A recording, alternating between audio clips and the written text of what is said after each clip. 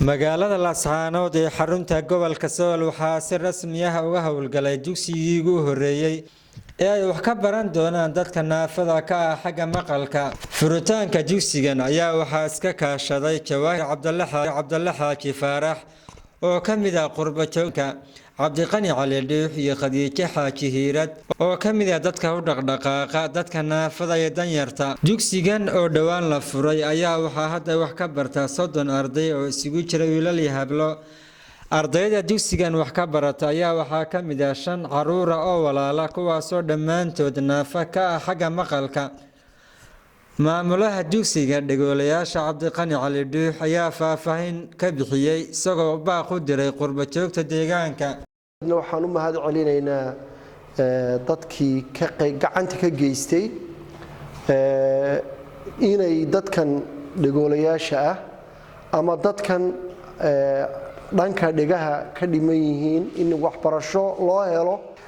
runtii dadka deegaanka oo dadkan baahida qaba ee maanta gurigoodii tacliinta loogu keenay uu doonayo ururkan la yiraahdo Soomaaliya Sima yani Sima macnaheedu waxa weeye warka dhagaha iyo kii dhagaha qabay Sima oo aqoonta ku Sima oo waxbarida ku Sima oo taageerada ku Sima. waxaan oran lahayn dadkan inay ka qayb qaataan iyagana ay ka faa'iideystaan iyaga iyo waalidkoodba. dadka kale ee mataqaanaa maanta dhagaha qabaana inaanay moodin sida ay yiraahdaan kuwii dhagaha qabayba loo taag waayay ma kuwa dhagalaaba loo taag helaya inaanay sida ahayn. waxay u baahan yihiin dadkani gargaar degdeg ah, waxay u baahan yihiin dadaal dheeraad ah, waxay u baahan yihiin in mataqaanaa horumar rasmi ah iyo waxbarid lagu sameeyo oo aad loo taageero. waayo dhibka ay qabaan anaga ma dareemayna. hadda dadka halkan fadhiya ee aad aragtaan ee ardayda ah 4 kamida kaliya hadii sameecada loo sameeyo dhagahooda waxbay maqlayaan. waxay u baahan yihiin dhaqaatiir cid waalidku xitaa inay dhaqaatiir kula degmo sameecada kaliya ay u baahan yihiin. hadda gabdhaha qaarkood hadii lala hadlo hodan marka magaca u yeedho way ku maqlaysaa, way soo jeesanaysaa. gabadhaas oo kale iyaduna intaas oo kale sameecadaas ay u baahan tahay. wiilka u dambeeya xagga u dambeeya ka qosleeya wariya fiirsaga laftigiisu ku arka ku maqlayaa. waxay u baahan yihiin kaliya codkii kama soo baxaya laakiin waxay u baahan yihiin kaliya in caafimaadkooda xagga caafimaadka laga taageero oo mataqaana loo sameeyo dhagahooda la tijaabiyo oo wax sameecada ay u baahan yihiin dadka iskuulada ka mid noqon karaan kale ee aan dhagoolayaasha ahayn ba ka qayb gali karaan. kaliya waxay u baahan yihiin in loo sameeyo sameecado ay wax ku maqlaan, dhaqaatiir loo keeno oo la hubiyo caafimaadkooda dhagaha iyo meesha kala joogo. aad iyo aad bay muhiim u tahay dadkan dhalay oo kale.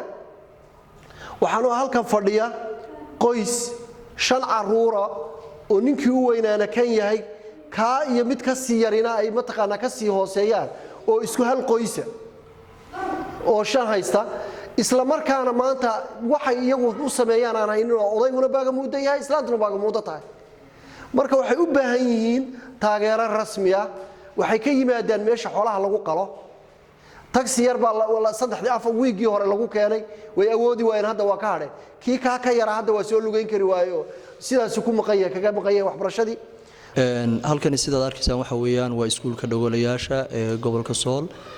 halkan waxaan ku haynaa arday dhagoolayaal waxaanu filaynaa inuu yahay iskuulkii ugu horeeyay ee mantiqada laga furo oo waliba gaar ahaan dadka dhanka dhagaha wax ka qaba loo furo.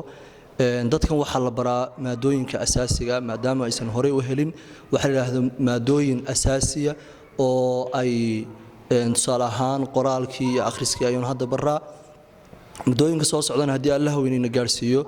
Mawlid Ismaaciil Haradigeed, Somali News TV, Laascaanood.